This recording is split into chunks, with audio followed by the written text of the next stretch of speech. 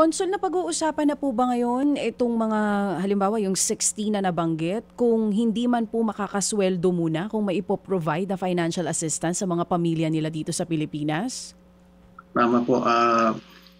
In fact, noong pong, I think Saturday, nagpunta ho ulit kami ron sa Taipo at ipagpulong po kami doon sa iba nating kababayang yung available, kasi nga yung iba kahit nasunugan na ay tuloy pa rin yung pagtatrabaho nila, kasi nga nakatira sila sa kamag-anak ng kanilang employer.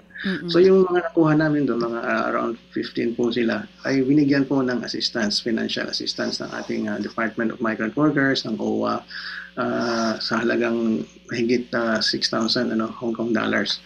So para yun parang immediate na assistance para sa kanilang pangangailangan.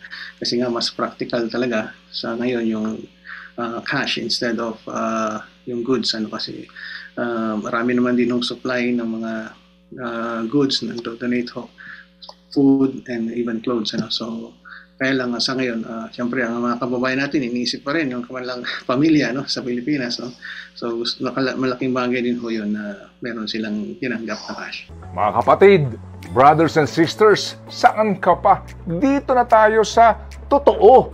Dito na tayo sa True FM. Mga kapatid, mag-subscribe and follow po kayo sa social media accounts ng True Network PH. Yan po kami. Hanapin nyo lang True Network PH, Facebook, Instagram, YouTube, TikTok, and podcast.